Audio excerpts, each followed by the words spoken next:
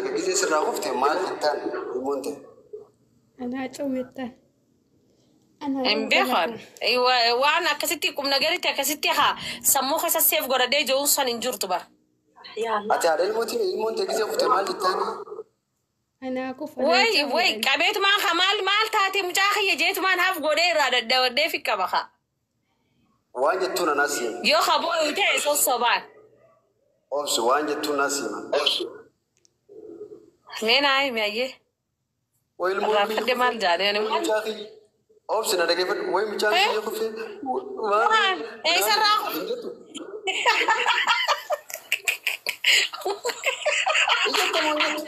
إيه سرّا كوي إيه سرّا خفيتي إيه سرّا هو جاي خلنا كسر إيه سرّا خفيتي مجاخي كيسي خفي أكذب يرتيمو بو أتديرامي خي خفو بتي نمير أساسا داما والخي جانا بان أكذب لا ما عليك كسري borumma أساسا دومتي borumma nada kefadu tokofa gize na naso na fani naso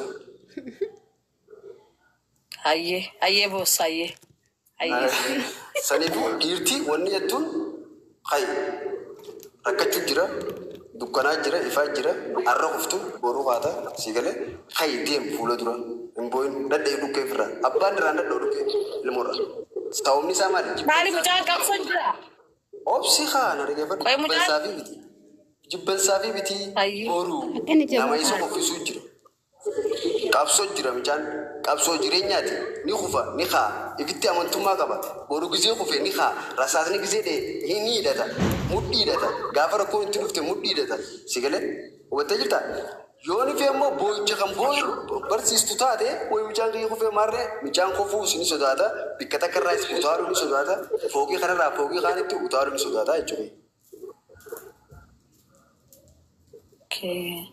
guddisaan nuti guddisnu fi teessee walaa adda amma bika kana dhuguma keeti. Isin alaana Dhugaa keeti guddisaan kee. dhalaan alaana Oo dabarsiisa isin waan kana nyaata. Inga amma keessan naa himteemi amma waa'ee dhiiraa natti himteemi waa'ee shamarranii anaa siiba keessanii fi keenya waladda nuti amma inshaallah rasaasaan dawamamaarre jechaan guddisnu ilmoo. Nuti ilmoon barattee sammuudhaan loltii jennee guddisna malee gana laganaa rabshaa godha gana laganaa nama firraatuma gana laganaa qawwee dhawa jennee ilmoon barsiisnu dhugaasa yoon kan hin siimu taate. Haati feetee ilmoo si qawwee akka dhawu hin barbaaddu. Haati feetee ilmoon isii akka deemee lolu hin barbaaddu. Nuti wanni jennuun baradhu yoo kufees ifi qabnee kaasne lafarraa abshir ka'e ni kaa irraa dhiina borullee ni deema. Bakka maali namni sammuudhaan ilma kiyya baradhu gizee baratte akkana taate. Barattee waa bika kanaa darajaa akkanaa naagoo qabda barattee akkasuma ta'uu qabdaa malee nuti loluu qabdaa fi dhukaasuu qabdaa fi fontoquuf qabdaa fi utaaluu qabda jennee akkas hin goonu san dhugaa waladda karaa kanatti waladda guddisaan kiyyaa fi kee shamarree fi dhiiraa waladda amma walii Kamtu irra gaarii.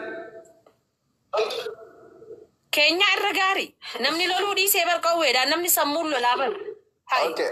No, lola gisee si jiru lola qawwee yookiin kan mootummaa wajjin lolan kanaa biti beeku lola jireenyaati malee.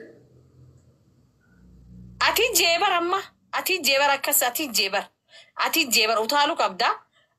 Kanaa miti rasaasni nusi dhawaa maarreedhaa takkaa jireenya kiyya keessatti waan akkanaa jeen hin beeku tiyyarra dhaabee yoon hin siin takkaa barattee guddaa naagoo qabda barattee nama akkanaa ta'uu qabda jeetu guddisaana. An fakkeenyaan si godhu jira. Fakkeenyaan si godhu jira. Amma fakkeenyaati kan nuti kan waladdaa bara amma nuti fakkeenya dhugaa akka ateetteetti shamarreen ilmoo guddistuu fi ilmoon dhiirti guddistu waladda amma akkasii walii galla. Nuti shamarreen gisee guddisnu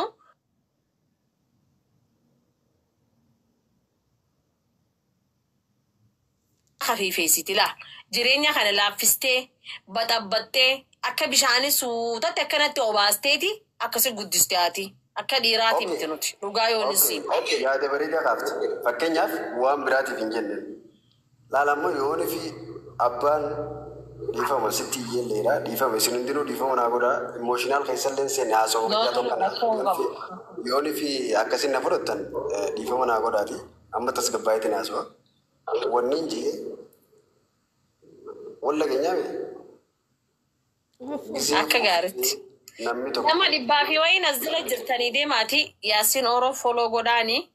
Nama dhibbaa fi wayiin as jirtan keessan foloo godhaan deemaati. wanni isin jiru jiru na dhaggeeffadhu faaya jiru wanni isin jiru tokkoffaa see kufte namni tokko gisee kufee yoo warraan tana atiif lafarraa kaate boru nama harkasi qabu hin eeggattu jechuudha. Boru yoo kuftes kophaati yoo jireenya kun si dukkanaa'es tattaafattee keessaa baata. Abbaan akkasii si guddisaa jechuudha. Hubattee jirta saniifuu yoon fi ammoo namnummaan harkasi qabu xiqqeenyarraa namni harkasi qabu karameellaa si bitu si galee maallaqa si kennu dukkaana si geessu maarree kana namni kan si barsiisu taate boruus gaafa rakkatte ifiif itti yaaddee tattaafattee keessaan baatu si galee harka nama si qabu barbaaddaa jechuudha. Kanaas hin jechuu jira. Hubattee jirta? Hubattee? Yaa ani bara hubadde bara amma yaadni kee guutuu kan hubadde jira Yaasiin keenya na dhage. Arra kufuun kee si galee namni sitti usuun kee yookiin kaan dhukkee sirraa dadha'uun kee boru gaafa si dukkanaa'ee gaara dheeraa baatee ichi boodona alaabaa fannifattaa jechuudha. Alaabaa jireenyaatii fi alaabaa moo'insaa. Saniifis hin jiru jira malee haati naman jaalattu maarree kana kanaa haati wanni isin si barsiistu alaan ala si barsiisti. Buu harka namaa eeguu si galee waywaachuu ifitti amantummaa dhabuu si galee ejjennoo qabaachuu dhabuu. Wallahi dogongor. Wallahi Yaasiin wallahi wasumma wallahi dogongor. Walii galaa dhaabbuu dogongora kun amma na dhagaye haadha jechuun tarkaanfii ati tarkaanfattutti durarratti harka wanta keetu haati digaa fi taatuuf malee ilmoonuu lafaan kaatu ta'a akkanaas hima.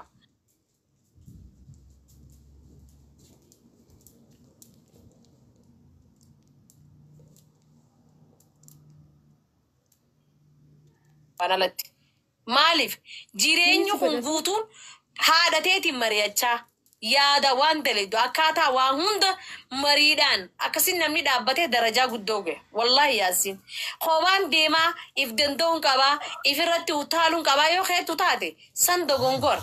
Namni kophaa waan takka illee godhuu hin danda'u. Namni kophaa kee jiraachuu hin dandeessu. Kophaa kee waa godhuu hin dandeessu. Hai ilma namaati ni dogongorte ilma namaati kararraa baata. Si cinaa namni jiraachuu qaba. Haati si cinaa dhaabbachuu qabdi. Abbaan si cinaa jiraachuu qaba.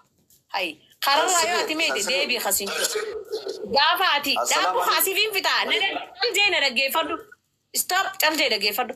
Gaafa ati karaa meete haati tee gizee si deebiste yookaan abbaan si deebisuu qaba. Gaafa ati dalagatte maallaqa sana akkaataa itti walitti qabatu si barsiisuu qaban kaayyachuu qabda. Boru fuudhuu qabda sinjaan. Boru fuudhuudhaaf dalagachuu qabda. Dalagattee maallaqa sana walirraa kaa'uu qabda. Keessee waan godhachuu qabda. Ummaatii har'a waan akkanaatiin godha. Waan akkanaati karoora warri keessan siin deemu jala deemuu qabdaati. Hai ilmi namaa akkamitti jireenya kee guutuu kophaa kee jiraatta? Akkam jechuu? Namni kophaa jiraatu bikka ge'uu nagarre nama akkanatti haadha abbaa jaartii akkasii hirkatee namni deema malee fixadde. Yaanni kee yaada sirriitii barna dhaggeeffadhu. Yaanni kee yaada sirriitii. Duba yaanni kee yaada sirriitii kee maal baati faallaa deemta? Laal amma fakkeenyaaf isin amma mirga ni qabdanii akka gaaritti kan akka gaarii qabdi. mirgi dhalaa eegamuu maaliif jechaa oltan fakkeenyaaf maaliif hiikii waan kanaa naa Isiniitu na hin egaa mirga dhalaa yoo dhugaa san jenne isin dhiirti teenya Oromoo mirga dhalaa eeguun beektan. Mirga jaartii eeguun beektan.